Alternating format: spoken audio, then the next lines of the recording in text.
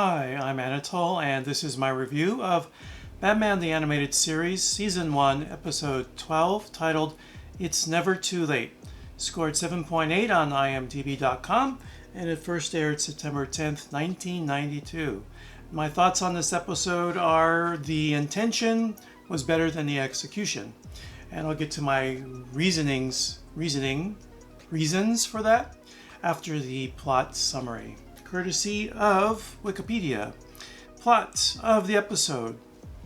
A mob war between crime bosses Rupert Thorne and Arnold Stromwell is nearing its end, and comes to a climax when Stromwell is set up to be killed in an exploding restaurant by Thorne, which I believe the restaurant's name was Joe's? Eat at Joe's? I remember it's a simple name like that. Cue video.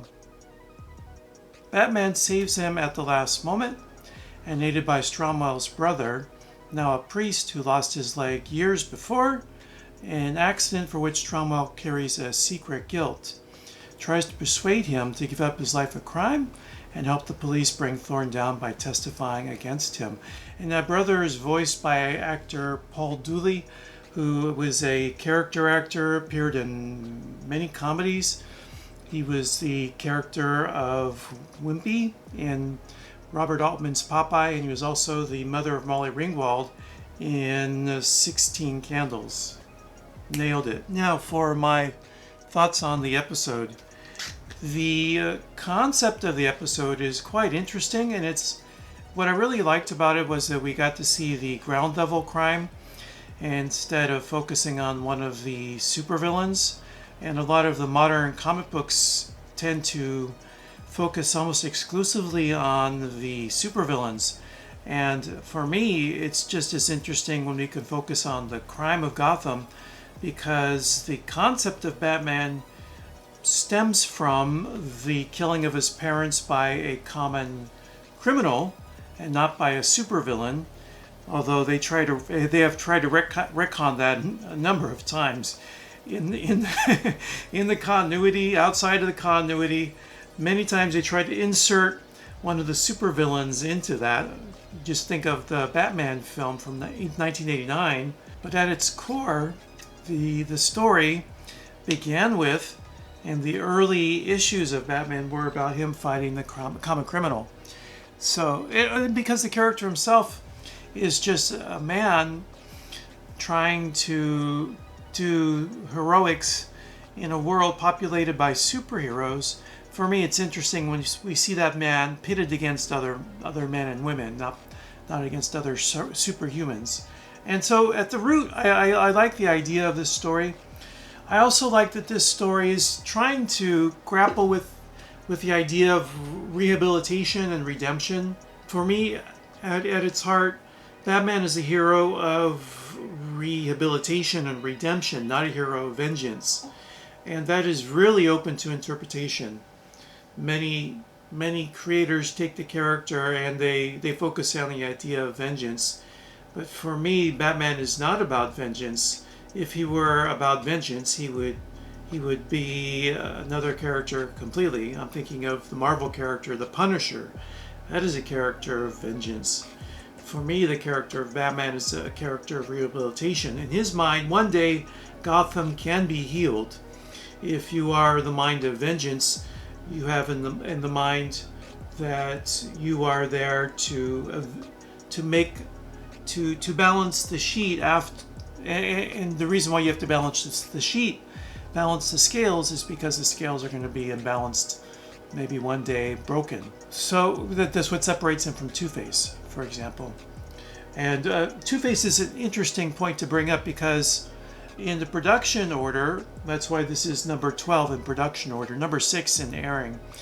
This aired right after the 2-part episode of Two-Face. And for me, one of the failings of the episode is this episode needed an hour, 50 minutes runtime to tell the story that it wanted to tell, instead of the 22 minutes that it got. And the reason I say that it needed an hour runtime is that its ambition is larger than its ability to execute, because it's trying to do too many things. Is it trying to tell us a story about drug abuse? If it is, then it's very facile and weak.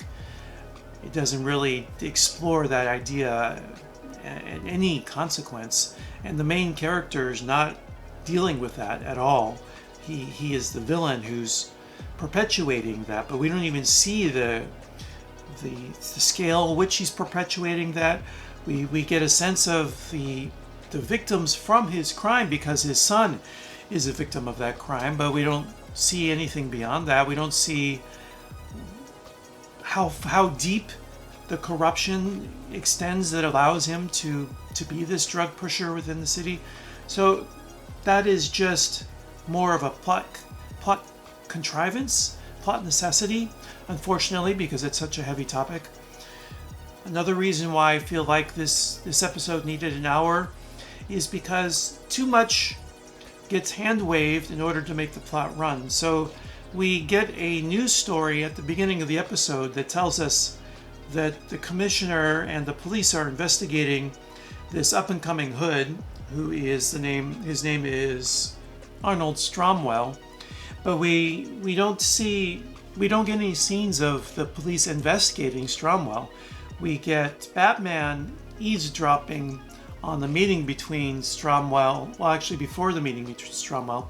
So here we get a return of Rupert Thorne, and we see Batman undercover putting the bug in the restaurant so that he can overhear Rupert Thorne's machinations. And that whole scene is reminiscent of Gotti. My understanding, if I remember right, is that Gotti was bugged because they were putting bugs in the restaurant where Gotti liked to hang out, or some of his sergeants liked to hang out. And so that's how they're able to start getting the goods on Gotti. And so this is reminiscent of that, and it's around the same time period. So I'm sure they were drawing upon that in the construction of the plot. But we don't ever see a scene of jeopardy of the police nearly losing their life because they're found out by Rupert Thorne or by Stromwell. We don't see them putting pressure on the family of Stromwell, trying to flip Stromwell's son. That would explain why Stromwell's son is trying to go clean. He's already fallen into the habit, and the police get him in a sting, and they threaten to throw him in jail unless he turns on his father. That causes him to run and try to clean up because he realizes he's messed up for his father and he loves his father. See, then we have some real sense of the family that Stromwell needs to redeem himself for, but instead it's just an empty trope of the drug addict going cold turkey in a room with his mom. His son is not even in a rehabilitation program. You think that if Batman is pulling the strings on getting Stromwell to flip, he would give his son better care than just throwing him into the church of his brother and his wife. In other words, relying on family and resolve rather than proper medicinal and psychological care that you would get in a rehabilitation home program. So that's another way that this seems to fail for me. It just introduces this drug plot, and it doesn't go into any depth for it. It introduces the idea of the police engaged in a sting operation, and it doesn't go into detail because it needs to get Batman and Stromwell together so that we can see the idea of Batman trying to redeem Stromwell. And another part of this story that is just a little weak, and others have pointed this out, other commentators, this just seems to be a rehash of It's a Wonderful Life or Christmas Carol. Pick any of those, but it's taking someone who has somehow fallen beyond redemption, showing them the life they could have had, showing them what they've done, and getting to that point where they want to turn their life around. And so for here, it's Batman taking Stromwell on a walk to the looks like it's a fallen apart train depot, where we see through flashback Stromwell caused his brother to lose a leg. And all that's very interesting because it's psychological depth to the villain. And wherever the stories fall apart, usually in the plotting, I do appreciate the psychological depth that the writers are bringing to these characters. I think it's one of the real strengths of the series. So this broken down, fallen apart train depot is the place where Stromwell caused his brother to lose a leg, apparently because Stromwell was a young, up and coming criminal, a budding criminal, and his brother was trying to talk him straight. And during that talk is when Stromwell got his leg caught in the train tracks, and his brother risked his own life to save Stromwell and lost a leg because of that. And Stromwell learned nothing from that, and from that day forward, I guess we can see that that was the seeds of the criminal that was born. But what we see here now is that because Stromwell has seen the destruction his life of crime has brought on his family, his brother loses his leg, he loses his wife divorces him, and his son becomes a drug addict. He then realizes that he has taken a wrong turn in life, and now is the time for him to come clean. Batman is that guardian angel. He's even referred to as an angel by one of the police officers earlier in the episode. So yet another reference to Christmas Carol or It's a Wonderful Life. Batman is not the dark angel, he is the guardian angel here. And he's given the chance to go to the police and give him all the information he has. I guess it's in order to turn Rupert Thorne in, to use that. The police will use the information provided by Stromwell to put Thorne behind bars. But the plot just doesn't really work. It doesn't generate enough intrigue. It's too cheap because it's all set up so quickly. We don't learn enough about the family of Stromwell to care really about him. So that's why I feel like it should have been an hour-long episode with a B plot involved between the police and Rupert Thorne's son. I'm sorry, not Rupert Thorne, Stromwell's son. That would have developed the son's character more, and the drugs story would have felt a little more fleshed out and less tacked on, less like an after-school special. So that in general, the story doesn't work for me. Now, the areas where the episode really shines for me, is in the action scenes and just the overall setting of bringing in the street level character, because they haven't really done that in the series up to this point, and it's something that exists within the Batman world, but tends to get glossed over in favor of the supervillains.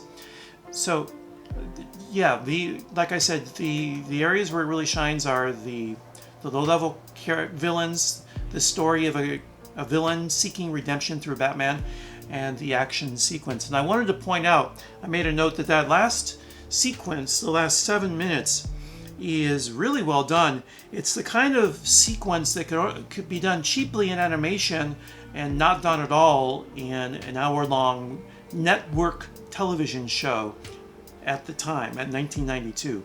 Today we have these streamers that have bigger budgets and more time, something with all those quick cuts and all the different camera angles and different scenes within the train station and the setting itself. That could be done. But the time that this program came out, 1992, it would have been watered down and done a lot cheaper. But what we see feels like a little piece of cinema, because there are so many camera angles, the music. Shirley is it Shirley Bassey? I forget the name of the composer. I'll insert it here. She really outdoes herself time and time again. And in this case, that last action sequence is really well done, with the score and the suspense brought up by showing Batman hiding underneath a train, and we see the bad guys come close to him. All that is very exciting, and I think that one of the strengths, the highlights of the episode. So that's it. That's what I got for this episode. Now, I get the sense that this episode is probably more beloved than my reaction to it would appear. It did score 7.8, and from the other reviewers I watched, on YouTube in my preparation for this review. They all seem to enjoy it. So I think I'm more critical than maybe the general consensus is about this episode. So whatever your thoughts are, I'm keen on hearing them. Please leave a comment below and let me know what you thought of the episode. And that's all for now. So until next time, I'm Anatole, and take care and be well. Goodbye.